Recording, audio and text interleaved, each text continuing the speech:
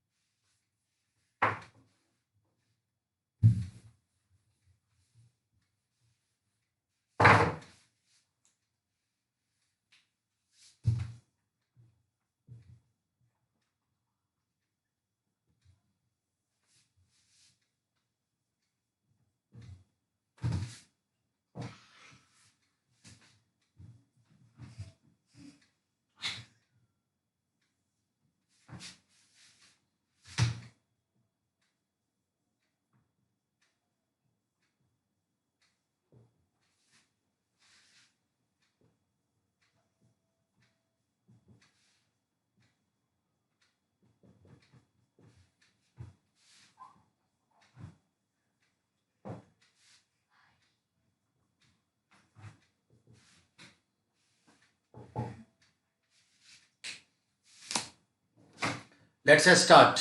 बेटा हम लोग आज पढ़ने जा रहे हैं Indian judiciary system second part जो बच गया है, और हाई कोर्ट सुप्रीम कोर्ट हो गया था और पूरा हिस्टोरिकल डायग्राम्स बता दिए थे. अब हमें हाई कोर्ट के ऊपर बात करना है. उच्च न्यायालय, उच्चतम न्यायालय सुप्रीम कोर्ट, उच्च न्यायालय हाई कोर्ट. अब हाई कोर्ट से रिलेटेड क्या क्या बातें होंगी उसको गौर से हमें समझना है. जरा इसको समझते हैं. फर्स्ट ऑफ ऑल, सर्वोच्च न्यायालय संघीय स्तर पर पूरे भारतवर्ष के लिए ही नहीं, भारत के जितने भी देशों में, लगभग 176 देशों में दूतावास है या फिर बिजनेस कॉन्सुलेट है, कमर्शियल कॉन्सुलेट, वाणिज्य दूतावास. और वो जहां पर हमारे इंडियन एज ए स्टाफ वहां रहते हैं, वो जो उनका कैंपस है ऑफिस का, रेसिडेंस का, दूतावास का, जिसको इनक्लेव कहते हैं, वह इंडिया माना जाता है. तो with in the campus of enclave embassies कुछ भी हैपनिंग होती है तो हमारे सुप्रीम कोर्ट के जुरिस्डिक्शन में आता है. इंडियन जुडिशियरी सिस्टम में वो आएगा. अदर कंट्रीज जहां हम हैं वो नहीं लेगा न्यायिक प्रक्रिया में. तो ये चीज है. अब आते हैं हाई कोर्ट पे. हमारा कॉन्स्टिट्यूशन का आर्टिकल 214 से लेकर, आर्टिकल 214 से लेकर 230 के आसपास तक का आर्टिकल हाई कोर्ट से रिलेटेड है.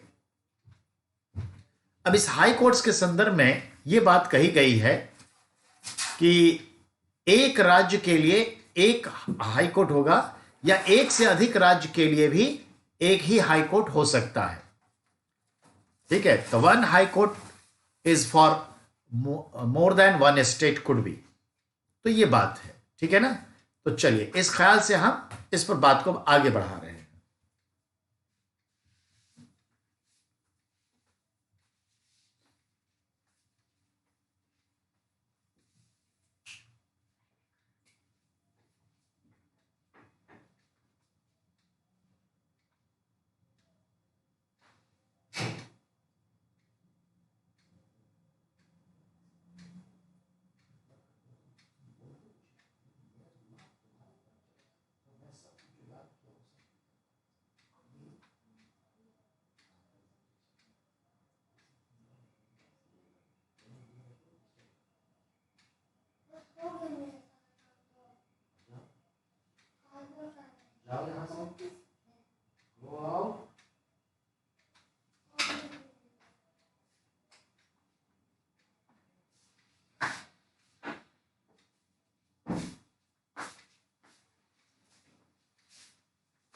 चलिए तो बात करते हैं अब।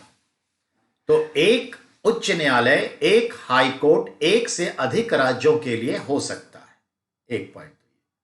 चलिए अब हम सबसे पहले बात करें उच्च न्यायालयों में जज। सीधी सी बात है, इसमें दिया हुआ है कि यहां भी वही चीजें हैं। राष्ट्रपति की नजर, एलिजिबिलिटी फॉर जज एंड कंडीशन। तो कंडीशन में आइए, must be less than 62 age. Then what is the retirement age? Age completed 62 years, the age of retirement.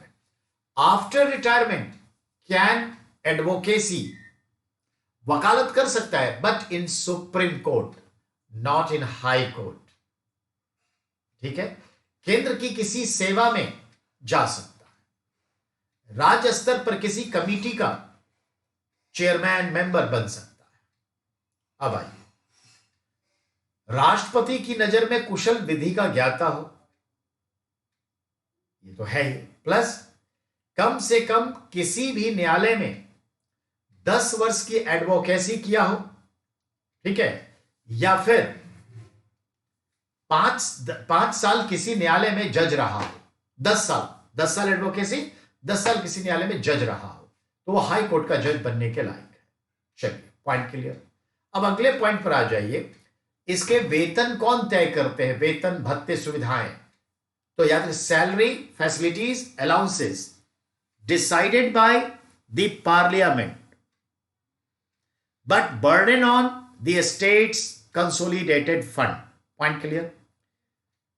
इन्हें शपथ कौन दिलाते हैं और नियुक्त कौन करते हैं? Appointed by the president of India, N oath by the president of India, but या तो राष्ट्रपति किसी को कह देंगे कि आप ओथ दिला दीजिए, शपथ, तो दिला देंगे।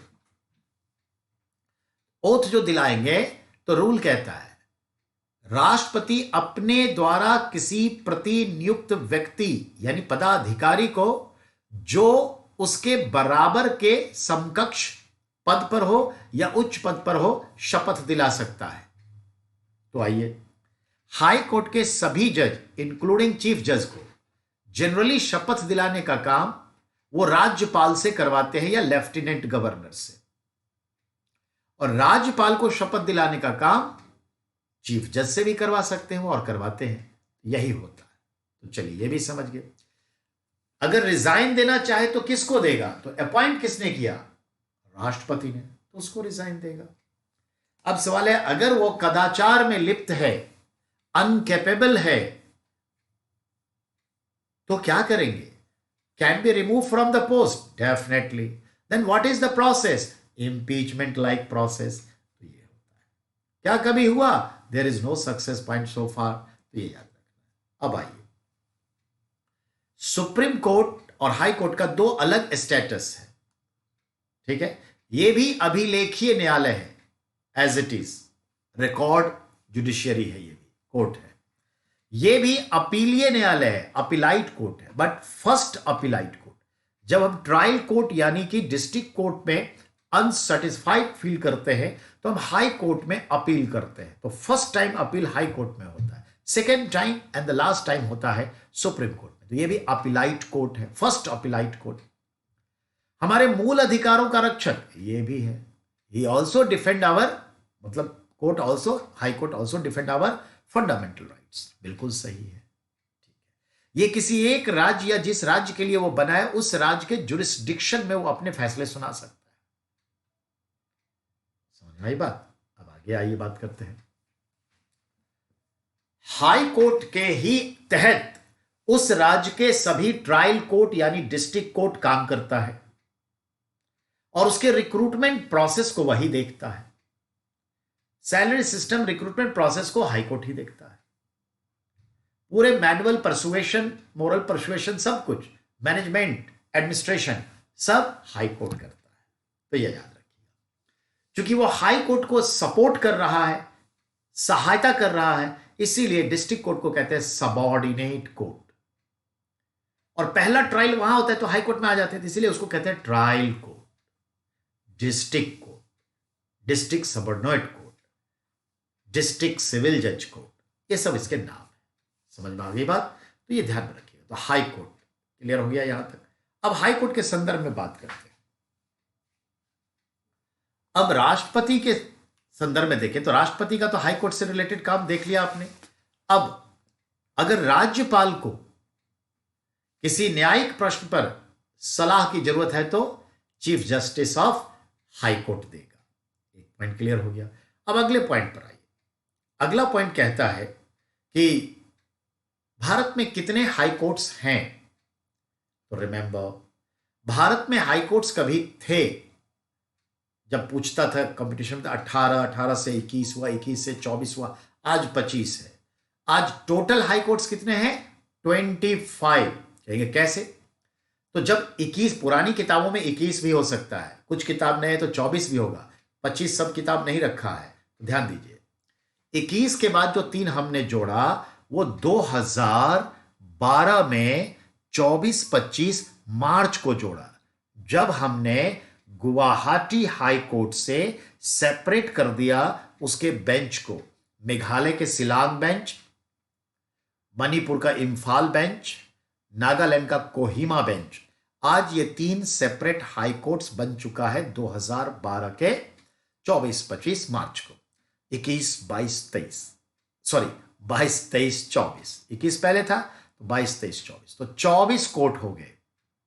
अभी 1 जनवरी 2019 को, 1 जनवरी 2019 को आंध्र प्रदेश का अपना उच्च न्यायालय स्थापित हुआ और फंक्शन हो गया अमरावती राजधानी में। तो 24 + 1 25 हाई कोर्ट भारत में काम करता है, याद रखिएगा। अमरावती में स्थापना से पहले आंध्र और तेलंगाना का एक ही कोर्ट हैदराबाद हाई कोर्ट था। तो ये चलिए, आज 25 हाई कोर्ट है। अब हाई कोर्ट के ऊपर बहुत सारे सवाल होते हैं, उसको बस गौर फरमाइए। पहले सवाल को समझिए। पहला सवाल, एकमात्र ऐसा हाई कोर्ट जो सीजन के अकॉर्डिंग प्लेस ट्रांसफर होता है, स्थानांतरण होता है, श्रीनगर हाई कोर्ट, जम्मू कश्मीर का हाई कोर्ट। कैसे? तो श्रीनगर हाई कोर्ट सर्दियों के वक्त में जम्मू आ जाता है और गर्मी के सीजन में चला जाता है। वो कहां? श्रीनगर में।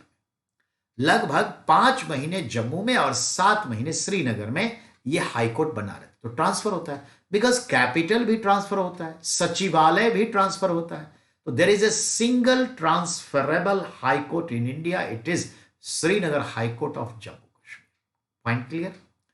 After Srinagar become the union territory and even divided in 2 parts, Ladakh UT and Jammu Kashmir UT. So the Srinagar High Court now jurisdiction Ladakh and Jammu Kashmir both. तो दोनों का jurisdiction अभी उसके पास है। तो दोनों राज्यों के लिए एक ही हाई कोर्ट है, श्रीनगर हाई कोर्ट। अब अगला सवाल, जब जम्मू कश्मीर का यूटीज कैडर नहीं मिला था और डिवीजन भी नहीं हुआ था, जब वो स्टेट था, तब के हिसाब से एक सवाल पर गौर फरमाइए। There is a single union territory, it has on high court, it is NCT Delhi, national capital, ठीक है, टेरिटरी दिल्ली, जो एक केंद्र शासित प्रदेश है, जिसके मुख्यमंत्री केजरीवाल है। इसका अपना हाई कोर्ट 1966 में एस्टैब्लिश्ड हुआ। ठीक है, अपना हाई कोर्ट एस्टैब्लिश्ड हुआ तो एकमात्र। लेकिन बेटा 5 अगस्त 2019 कहिए या विधिवत रूप से 31 अक्टूबर 2019 का संदर्भ लीजिए, तो हम क्या देखेंगे? अब जम्मू कश्मीर यूटी हो गया और 2 भाग में बट गया। तो जब आप सवाल पूछे कितने ऐसे यूनियन टेरिटरी हैं जिनका अपना हाई कोर्ट है, तो अब दिल्ली के अलावे हम जम्मू कश्मीर पे भी टिक लगाएंगे। बाकी यूटी में अपना हाई कोर्ट नहीं है, किसी स्टेट हाई कोर्ट के साथ इंगेज्ड है। चलिए, यहां तक बात हो गई। अगले पॉइंट पर आइए। तो ट्रांसफर से रिलेटेड हो गया, यूटी का अपना हाई कोर्ट, अब 2 है, जम्मू कश्मीर और दिल्ली, वरना एक ही था। अब तीसरे सवाल पर आते हैं, कितने ऐसे हाई कोर्ट हैं जो एक स्टेट से ज्यादा जुरिस्डिक्शन है, how many high courts in India that's jurisdiction is more than one state और यूटी, तो उसको आपको मैं काउंट करवा रहा हूं, उस पर गौर फरमाइए। श्रीनगर हाई कोर्ट, एक जम्मू कश्मीर और एक लद्दाख। चलिए, एक हो गया श्रीनगर हाई कोर्ट। दूसरे नंबर पे आई Chandigarh high court for Punjab, for Haryana and for union territory Chandigarh, 3 के लिए। अब आगे आइए, इससे आगे बढ़ते हैं। तो अब आप देखते हैं आगे की कड़ी में कहां पे, गुजरात में क्या है, Ahmedabad high court, Gujarat plus Daman and Diu and Dadar Nagar Haveli. ठीक है, 2 हो गए। अब आइए Bombay high court, Maharashtra and Goa. Clear? चलिए अब आगे आते हैं। एर्नाकुलम हाई कोर्ट, जो एर्नाकुलम में है, केरल के शहर में, और इसका jurisdiction Kerala plus Lakshadweep. Clear? अब आगे आइए Madras high court,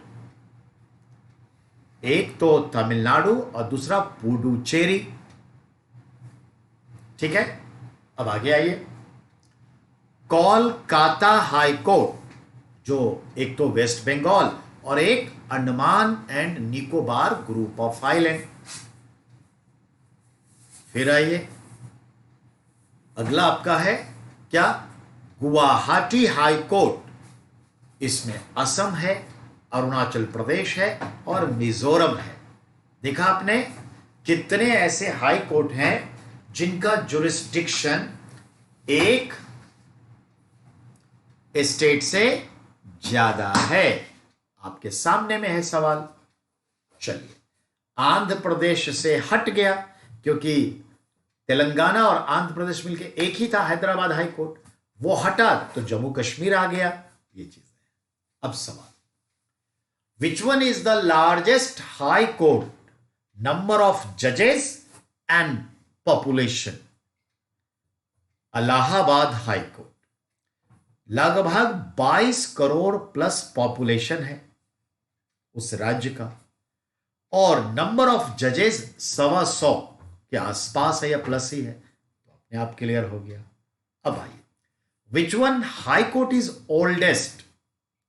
Allahabad high court जो है वह तो आप भी जानते हैं 1866 में स्टैब्लिश्ड हुआ, लेकिन उससे पहले 3 हाई कोर्ट आए, Kolkata high court, Bombay high court, Madras high court in same year, but in this sequence. कब? 1862। ये जो तीनों प्रेसिडेंसी वाले, मेट्रो सिटी वाले, वो ओल्डेस्ट हुआ। Point clear? अब आइए, smallest jurisdictions, you know better, Gangtok high court, Sikkim की राजधानी गैंगटोक हाई कोर्ट, कितना? 6.5 लाख लोग वहां रहते हैं, तो स्मॉलेस्ट पॉपुलेशन जुरिस्डिक्शन हो गया आपका। Point clear? अब अगले पॉइंट पर आते हैं। अब आपके पास सवाल आता है कि कितने ऐसे हाई कोर्ट हैं जिनका प्रिंसिपल बेंच के अलावे अदर सब्सिडियरी बेंचेस हैं, यानी मुख्य पीठ के अलावे अन्य पीठ भी है। ठीक है ना? तो इस आधार पर चलते हैं। तो देखिए इस आधार पर क्या क्या निकल के आएगा, तो चलिए इसको देखते हैं। देखिए, जम्मू कश्मीर का तो ट्रांसफर होता है, लेकिन दोनों जगह रेगुलर बेंच नहीं है, तो उसको भूल जाइए। पंजाब हाई कोर्ट का नहीं है, हिमाचल का नहीं है, उत्तराखंड का नहीं है। ठीक है, लेकिन सवाल है और किसका? तो आइए, Rajasthan high court principal bench Jodhpur में है और उसका सब्सिडियरी बेंच जयपुर में है, तो वहां दो बेंच हुए, एक प्रिंसिपल मुख्य पीठ और एक सब्सिडियरी। चलिए, एक बात हो गई। गुजरात का एक ही है, सवाल नहीं है। मध्य प्रदेश में 3 बेंचेस हैं। जो प्रिंसिपल बेंच है वो है कहां, पूछेगा तो आप क्या बोलते हैं, जबलपुर। फिर कहां, इंदौर। और फिर कहां, भोपाल। तो जबलपुर, इंदौर, भोपाल, 3 जगह बेंच है। प्रिंसिपल बेंच कहां है, तो जबलपुर। चलिए, ये भी हो गया आपका। अगले पॉइंट, छत्तीसगढ़ का कोई सवाल नहीं है, तेलंगाना का सवाल नहीं है। अब आइए महाराष्ट्र में। बंबई हाई कोर्ट का प्रिंसिपल बेंच बॉम्बे में है, फिर एक औरंगाबाद में है और एक नागपुर में है। तो नागपुर, औरंगाबाद, समझ में आ गई बात। तो 3 बेंचेस हैं। Point clear. अब अगले पॉइंट पर आइए। बॉम्बे हाई कोर्ट का एक बेंच पणजी में है, गोवा की राजधानी पणजी में। तो बॉम्बे हाई कोर्ट का देखा जाए तो 4 बेंच हुए, एक प्रिंसिपल बेंच बॉम्बे में, एक पणजी में, एक औरंगाबाद में, एक नागपुर में। सबसे ज्यादा बेंचेस कहां हुए, तो क्या बोलेंगे, बॉम्बे हाई कोर्ट में 4 बेंचेस। ठीक है, उसके बाद हम आगे देखते हैं। ठीक है, अब आगे देखिए।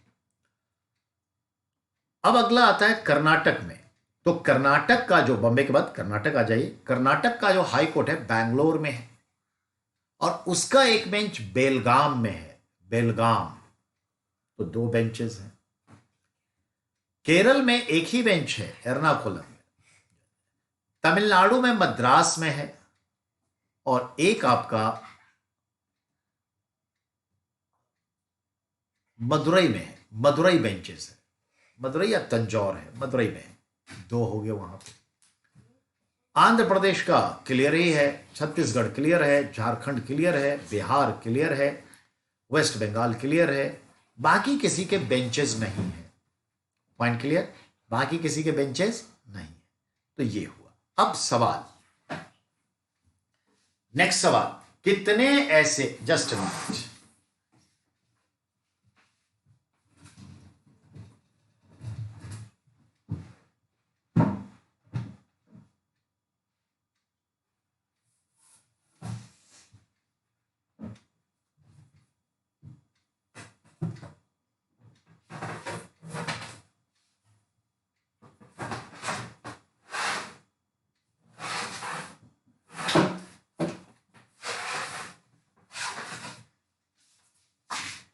अब अगला सवाल है, कितने ऐसे हाई कोर्ट हैं जिनका प्रिंसिपल बेंच कैपिटल में नहीं है। How many high courts there principal bench is not situated at capital, यानी कैपिटल में नहीं है। बेंच तो है बट प्रिंसिपल बेंच कैपिटल में नहीं है। चलिए देखते हैं। अब हम देखें अगर, तो उत्तराखंड में जो हाई कोर्ट है नैनीताल में है, जबकि कैपिटल तो देहरादून में है और देहरादून में दूसरा कोई बेंच भी नहीं है। तो high court of Uttarakhand situated at as a principal bench और any bench situated at Nainital. ये मार्केबल क्वेश्चन हुआ। राजस्थान का principal bench, Rajasthan high court का, जोधपुर में है, not at capital Jaipur. Gujarat का हाई कोर्ट अहमदाबाद में है, not at Gandhinagar. Guwahati high court Guwahati के में है, not at Dispur. Madhya Pradesh high court Jabalpur, not at Bhopal as a principal bench. Can consider now. ठीक है, तो ये चीज है। Kerala high court not at Trivandrum but at Ernakulam, not in capital.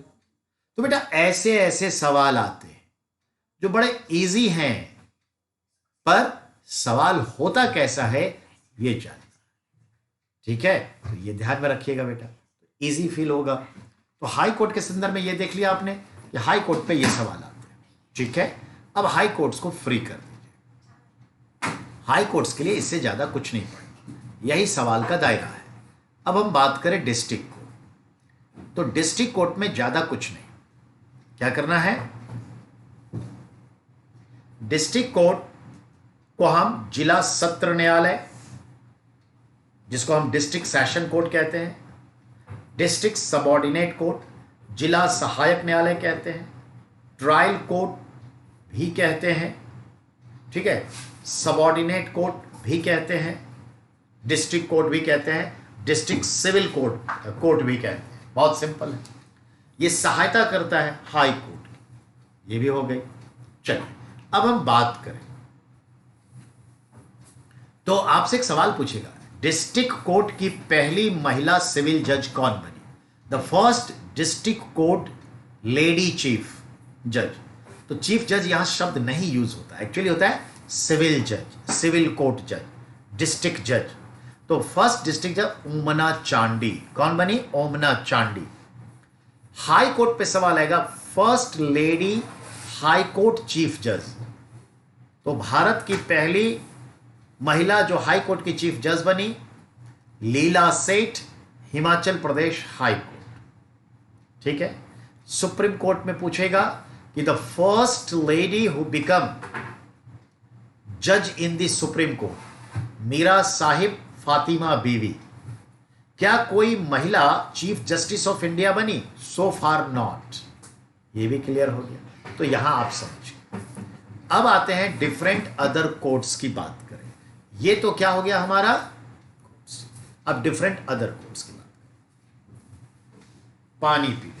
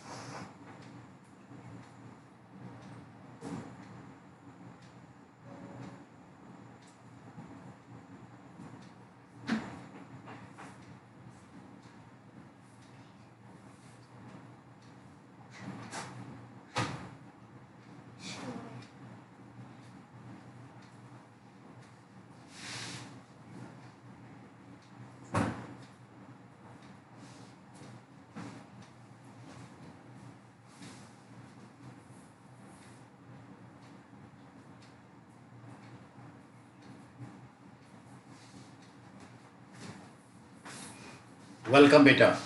अब हम अदर जो कोर्ट्स हैं उसके ऊपर बात करें, ठीक है। अदर कोर्ट्स का संदर्भ जो होगा उसके बारे में तो देखते हैं क्या क्या अदर कोर्ट्स हैं।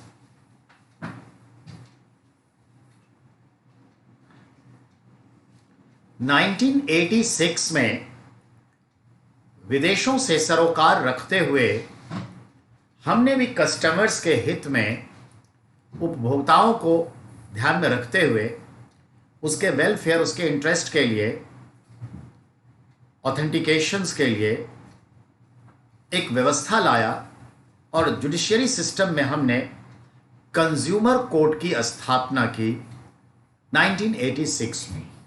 उपभोक्ता न्यायालय।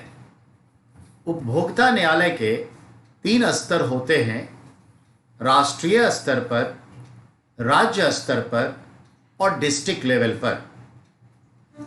कंज्यूमर कोर्ट जो है यह कंज्यूमर के हित में देखता जाता है कि जब हम और आप कोई सामान, कोई वस्तु, कोई सेवा परचेज करते हैं, कोई सामान, कोई चीज, कोई वस्तु, सेवा परचेज करते हैं तो कुछ खास बातों को ध्यान दें। जब हम कुछ भी खरीदे तो रसीद लेते हैं, वो मजबूर हो जाता है कि हमने चीजें खरीदी है, चाहे वो गारंटी पीरियड हो, वारंटी पीरियड हो, या कोई चीज लिया है और उसमें कुछ गलत हो। अब पेप्सी में मकड़ी निकल आए, खाने में छिपकली निकल आए, फंगस आ जाए, फूड पॉइजनिंग हो जाए, 1.5 करोड़, 2 करोड़, 10 लाख का मकान लिया, छत 2 साल में टपकने लगे, दीवारें ढहने लगे, लीकेज हो जाए, या फिर कोई कपड़े लिए और कपड़ा लेते ही कलर उड़ गया और हजारों रुपए का वस्त्र है, ऐसी तमाम चीजें, कोई वस्त्र लिया, कॉटन, टेरी कॉटन दे दिया, या फिर इस तरह की ऐसी ढेर सारी चीजें, उन सब के लिए हम विद इन द 3 मंथ, कुछ केस में 1 मंथ, अब जैसे हमने फेशियल करवाया, 10,000 रुपए शादी के लिए, मेकअप के लिए पार्लर में गए और उसने जो भी क्रीम का इस्तेमाल किया, 2 दिन में सारे पिंपल्स आ गए,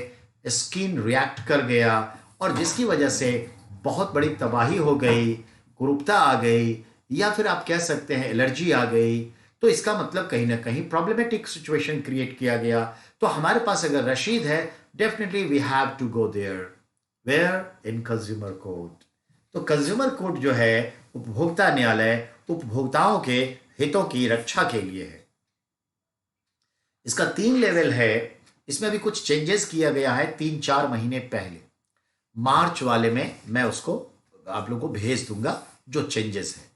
कहने का मतलब यह है कि उपभोक्ता न्यायालय में कुछ चेंज करके यह कह दिया गया है कि अगर 1 करोड़ रुपए तक के आपके मुकदमे हैं तो वो डिस्ट्रिक्ट कोर्ट पर हल हो जाएगा, डिस्ट्रिक्ट कंज्यूमर कोर्ट पे। 1 करोड़ से 10 करोड़ तक के मुकदमे हैं तो वो हाई कोर्ट, मतलब हाई यानी कि स्टेट कंज्यूमर कोर्ट पे हल हो जाएगा। If more than you have to be go national level consumer court. तो इस तरह से हम देखेंगे। 1 मिनट।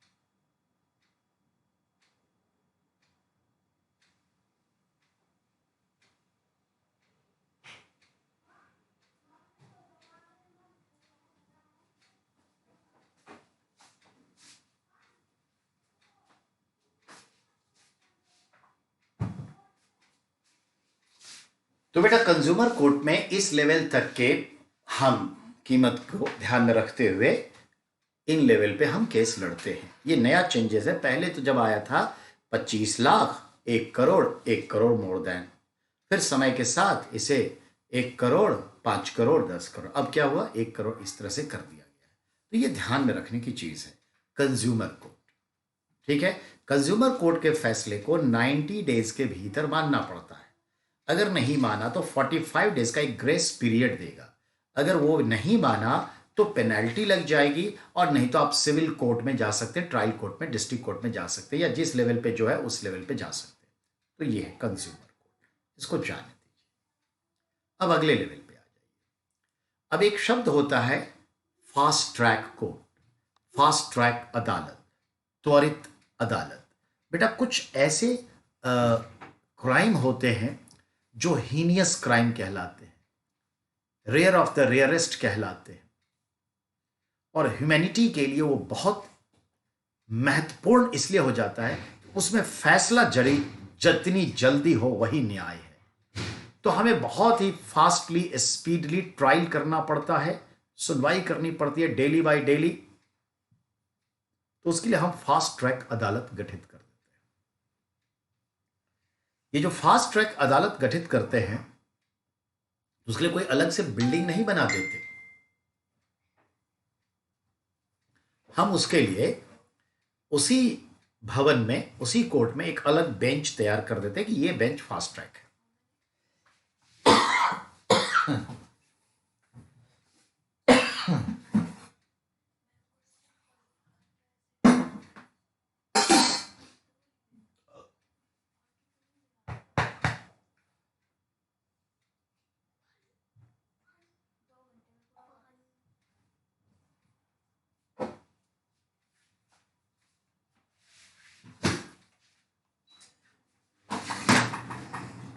तो जो फास्ट ट्रैक कोर्ट है बेटा, वो एक बेंच हो जाता है, ठीक है, ये ध्यान में रखना है।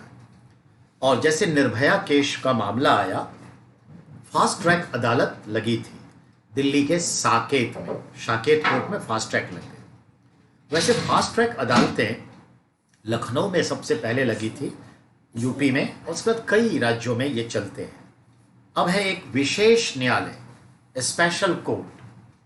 तो स्पेशल कोर्ट में कई होते हैं, जैसे रेवेन्यू डिपार्टमेंट से रिलेटेड केसेस को देखने के लिए अलग, सीबीआई की अदालतें अलग। देखिए ना, सीबीआई की अदालतें अपनी सुनवाई चल रही है, तो सीबीआई कोर्ट अलग होता है। रेवेन्यू डिपार्टमेंट के कोर्ट अलग होते हैं। कलेक्टर साहब का भी अपना रेवेन्यू रिलेटेड अलग कोर्ट होता है, जिसको इजलास कहते हैं उर्दू के शब्द में। इसके संदर्भ में और देखें तो हम जो CTBT, central direct tax board जो है वो, उसका तो टैक्स डिपार्टमेंट के भी अलग अलग होते हैं। कभी कोई केस बहुत स्पेशलाइज्ड हो जाता है तो उसको स्पेशल सुनवाई करते हैं, तो इस तरह से हम उसे स्पेशल कोर्ट कहते हैं। कभी कभी हम स्पेशल कोर्ट इसलिए भी गठित करते हैं कि उसकी सुनवाई अलग थलग हो, अलग से हो। और आप जानते ही हैं, जब हमारे Indian nation army, Azad Hind फौज का संदर्भ देखें, सरेंडर की थी, तो उनके सेनानियों पर मुकदमा चलाने के लिए ब्रिटिश इंडिया गवर्नमेंट ने दिल्ली के रेड फोर्ट को, लाल किला को स्पेशल न्यायालय घोषित करके इन सभी के मुकदमे लाल किले में कोर्ट बना के चलाया गया। कैप्टन ढिल्लन, कैप्टन शहनवाज, ठीक है ना, और कैप्टन शहगल, तीनों पर। ऐसे ही आप देखिए बाबा राम रहीम पर क्या हुआ, स्पेशल कोर्ट बना दिया गया। कहां? वो सुनहरिया जेल नहीं, सिरसा या रोहतक में, उसको स्पेशल कोर्ट बना दिया गया। तो सुनहरिया जेल रोहतक में स्पेशल कोर्ट बन गया। तो ऐसे स्पेशल कोर्ट बनते हैं। ये आपका क्लियर हो गया। फास्ट ट्रैक हो गया, कंज्यूमर कोर्ट हो गया। अब आते हैं, बात करते हैं हम फैमिली कोर्ट, परिवार न्यायालय। परिवार न्यायालय क्या है? कॉन्सेप्ट है जो किसी केस मुकदमों पर काम नहीं करता, वहां पर वकील की जरूरत नहीं होती।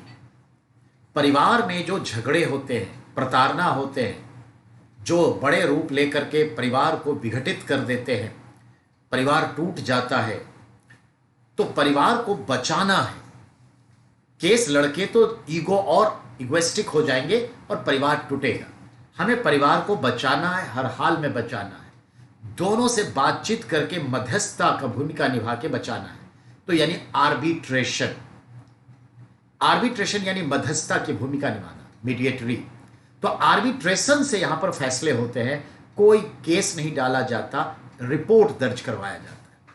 तो फैमिली कोर्ट का मकसद है परिवार के झगड़े के दोनों पक्ष को सुनना और मध्यस्थता की भूमिका निभाते हुए उन्हीं दोनों की बातों को, परिवारों के बातों को मानते हुए आगे का फैसला सुनाते हुए किस तरह से कोशिश होती है कि परिवार को बचाना।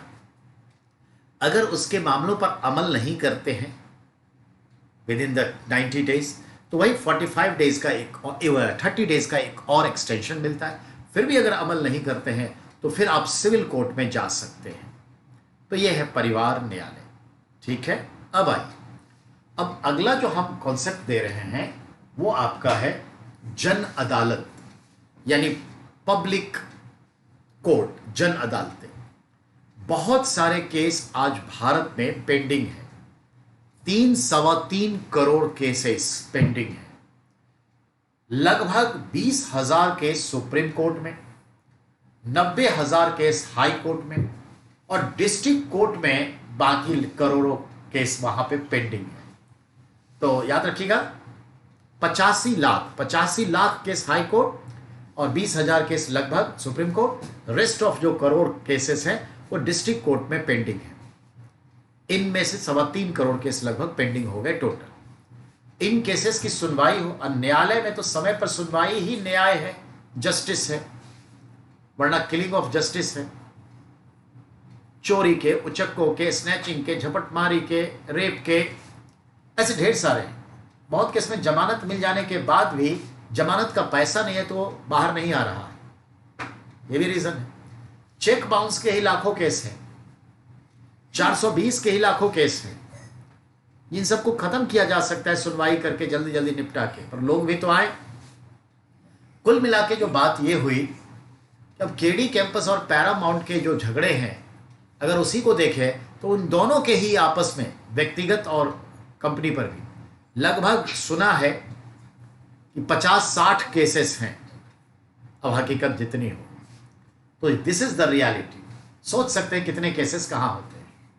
तो इन केसेस को जितनी जल्दी निपटाएं, जो हल्की फुल्की केसेस है, दीवानी है जिसमें कोई बड़ी सजा नहीं है, मर्डर का केसेस नहीं है, दीवानी है, उसको सुलझाएं। तो ये कॉन्सेप्ट आया और कॉन्सेप्ट के तहत ये हुआ कि केसेस को सुलझाने के लिए हर महीना के आखिरी सैटरडे को, हर मंथ के आखिरी सैटरडे को ओपन सुनवाई होगी परिसर में और सूचना दे दिया जाएगा आपके जो केसेस हैं, लोन का वगैरह, क्रेडिट कार्ड का, बहुत सारे केसेस होते हैं, tractor loan, agriculture loan, business loan, ढेर सारी चीजें आपस, वो सब आइए देन एंड देयर निपटाइए, हाथों हाथ फैसला लीजिए, खत्म करिए कहानी।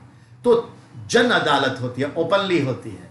तो ये नेशनल लेवल पे अधिकार है चीफ जस्टिस ऑफ इंडिया को जन अदालत लगाने का। उसकी नोटिफिकेशन हो जाती है और इसको कहते हैं नालसा। ठीक है, नालसा नेशनल लेवल पे होता है। ठीक है, अब है सालसा, स्टेट लेवल पे जो है लॉ कमीशन वो काम करती है। तो chief justice of high court को यह पावर है कि उस स्टेट में हर डिस्ट्रिक्ट लेवल और खुद के हाई कोर्ट पे जितने कोर्ट्स हैं सब में सैटरडे को, हर मंथ के आखिरी सैटरडे को जन अदालत लगती है और सैकड़ों हजारों केसेस देन एंड देयर निपटाए जाते हैं। ठीक है, तो ये तो रिकॉर्ड भी कभी बनता है, नेशनल लेवल पे रिकॉर्ड बनता है। और एक बार तो 2016 या 17 में 7.5 लाख केस एक ही दिन में निपटा दिए गए। तो ये होता है, इसको जन अदालत कहते हैं, त्वरित कार्रवाई। अब आइए, चूंकि केस बहुत हैं तो इस ख्याल से एक आया हमारा इवनिंग कोर्ट। इवनिंग कोर्ट का जो कॉन्सेप्ट है वो ये कि बहुत सारे पेंडिंग्स हैं, जज ओवर टाइम करेंगे तो ब्रेन डैमेज हो जाएगा, सारा सेंसिटिव वर्क है। तो बेहतर है अदर जजेस को शाम के 7 न्यायालय इवनिंग कोर्ट में रखा जाए। बिल्कुल। तो भारत का पहला इवनिंग कोर्ट कड़कड़डूमा दिल्ली में हुआ, जो डिस्ट्रिक्ट कोर्ट है कड़कड़डूमा। तो जनरली शाम को 3-4 घंटे ये लगता है, मान के चलिए 6 बजे से लेकर 8 बजे या 7 बजे 5 बजे ऐसे लगता है। तो ये फर्स्ट इवनिंग कोर्ट है इंडिया का, Karkardooma trial court, district court, नई दिल्ली, दिल्ली। अब आइए, फिर कॉन्सेप्ट आया कि गरीबों को दूर अपने शहर में आके अपने मुकदमे के लिए आना, अपने काम धंधे छोड़ना, रेवेन्यू का लॉस होना, इनकम का लॉस होना, हरासमेंट होना, क्यों ना न्याय उसके द्वार पहुंचे, justice on your door step. इस कॉन्सेप्ट को लेते हुए 2007 में पहला मोबाइल कोर्ट, चलता फिरता न्यायालय, फर्स्ट मोबाइल कोर्ट जो हुई वो कहां, तो याद रखिएगा, first mobile court Mewat district court, Haryana, 2007। क्या हुआ यहां, तो यहां पर एक वैन होता है और उस वैन में नहीं चले जाते, एक्चुअली सारे लोग आ जाते हैं, सबको सूचना दिया जाता है, समन, कि आपका केस आपके इस तहसील में है, ब्लॉक में है, इस दिन ये जज हैं, ये हमारे सुनवाई करेंगे, आप आ जाइए। तो किसान तहसील, ब्लॉक तो उसके घर के आसपास ही होता है, ब्लॉक जनरली 5 से 7 किलोमीटर के दायरे में होता है, ये मान के चलिए, बहुत ज्यादा तो 10 किलोमीटर हो जाए तो आया जा सकता है। और वहीं पर जो छोटे मोटे झगड़े वगैरह को निपटा दिए जाते हैं, ब्लॉक लेवल पर कोर्ट आ जाती है, वो डिस्ट्रिक्ट कोर्ट ही होती है, लेकिन अपना एक ब्रांच, मोबाइलाइज ब्रांच ले आती है और फिर निपटा दी, चली गई, फिर अगले को आ जाएगी, वीकली आ जाती है, इसको कहते हैं। तो Mewat mobile court is the first mobile court in India as a district court, Mewat. ठीक है, अब आगे आइए, इवनिंग कोर्ट हो गया, अब है इलेक्ट्रॉनिक कोर्ट। बड़े बड़े जो क्रिमिनल्स हैं उनके मुकदमे के संदर्भ में, क्रिमिनल्स को जेल से लाओ, हाई सिक्योरिटी में लाओ, पूरे वैन 2-2 गाड़ियां आगे पीछे चल रही है, भाग ना जाए, फिर अदालत में सुनवाई होती है, फिर इसी तरीके से मेहमान को रख के आइए। पढ़े लिखे पुलिस वाले हीन भावना ग्रस्त हो जाते हैं और इनसिक्योरिटी भी फील होती है, और उसके चमचे सब भी मिलने उलने आ जाते हैं, जैसा कि हम जानते हैं, भैया ये, भैया वो, साहबुद्दीन आए, ये आए। तो बेहतर है कि ऐसे क्रिमिनल्स पर इतने सारे एक्स्ट्रा एडिशनल खर्च क्यों करें, इनसिक्योरिटी क्यों डेवलप कर लें, मतलब खड़ा कर लें। बेहतर है कि अब हमारे पास वीडियो कॉन्फ्रेंसिंग आ गया, डिजिटल इंडिया हो रहा है, इलेक्ट्रॉनिक सिस्टम आ गया है, क्यों ना डिस्टेंस हियरिंग कर लें, दूर से ही सुनवाई कर लें, वीडियो कॉन्फ्रेंस से जूम कर लें। और इस ख्याल से उस टाइम में आ गया था 2007 में ही भारत का पहला electronic court, Ahmedabad district court, Gujarat. समझ में आई? तो आप जेल के अंदर वार्डन के पास ही एक कमरे में बड़ा स्क्रीन है, टीवी स्क्रीन है, और जो जज साहब के चेंबर के स्क्रीन से जुड़ा है, जूम जैसे आज करते हैं, और वहीं पर सुनवाई हो गई, वहीं पे आर्गुमेंट, हियरिंग, दलील सब हो गई। इनको लाना ही नहीं है बाहर, वहीं सड़ा दो। हाँ, जब हो गया तो बाहर ले आओ, छूट गया तो ठीक है, नहीं तो चल जाएगा। तो ये है। अब आइए इन सब से अलग बात करते हैं। एक शब्द है पंचाट, हिंदी का, इंग्लिश में कहते हैं ट्रिब्यूनल। अब इस पे बात होगी, पंचाट कहिए या ट्रिब्यूनल, इसके ऊपर बात होगी, जरा गौर से समझिएगा इस बात को।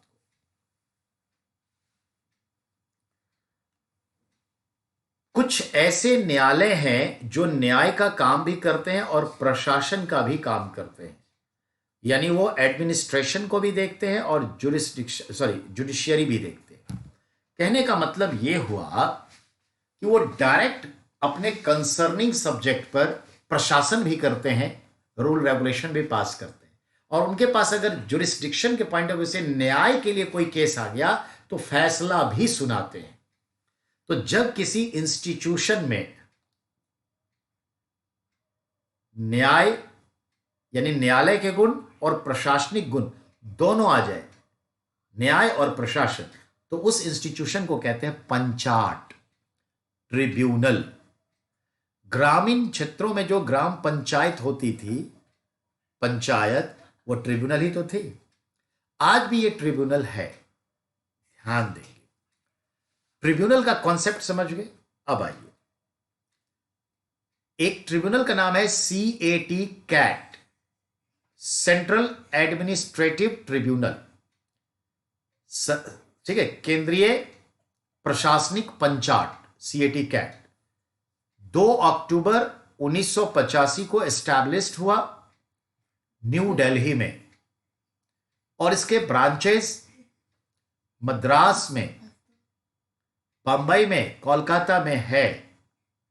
इसका एक ब्रांच श्रीनगर में ओपन होने वाला है, 4 महीने पहले ही न्यूज आ गया था, तो श्रीनगर में ओपन होने वाला है कैट का ब्रांच। कैट का काम क्या है? तो सेंट्रल गवर्नमेंट से जुड़े जितने भी स्टाफ हैं, IAS, IPS या SSC से जुड़े जो सेंट्रल गवर्नमेंट के स्टाफ कर्मचारी हैं, उनसे जुड़े ऑफिशियल कोई भी केसेस, मुकदमे, प्रशासन वही फैसले लेगा, वही न्याय सुनाएगा। अगर किसी का पेंशन का मामला है, किसी का जाली सर्टिफिकेट शो करके नौकरी लेने का मामला है, किसी का तबादले का गलत मामला है, इन सभी, चाहे खेमका का मामला हो या भट्ट का मामला हो, ये सब केसेस कहां जाते हैं? कैट में। If you are not satisfied from the CAT decree, then you have to go in Supreme Court. Firstly, you have to admitted your case in CAT. CAT tribunal है, प्रशासनिक गुण भी है, न्याय के भी गुण है। इसके फैसले बाध्यकारी नहीं है, मानना है मानिए, नहीं तो आप सुप्रीम कोर्ट में जाइए। कैट का हैसियत है क्या? हाई कोर्ट लेवल का। इसको क्या कहते हैं? उच्च न्यायालय जैसी। तो ट्रिब्यूनल जो है हाई कोर्ट लेवल जैसा है, ठीक है, ये याद रखिए, हाई कोर्ट का स्टेटस है। क्लियर? अब आइए, ऐसा ही एक ट्रिब्यूनल है और हाई कोर्ट का ही स्टेटस उसको मिला है, 2013 में एस्टैब्लिश्ड हुआ, हेडक्वार्टर न्यू दिल्ली में है, और इसका नाम है NGT, नेशनल ग्रीन ट्रिब्यूनल, राष्ट्रीय हरित पंचाट, नेशनल ग्रीन ट्रिब्यूनल। इसके पहले जो चेयरमैन थे जस्टिस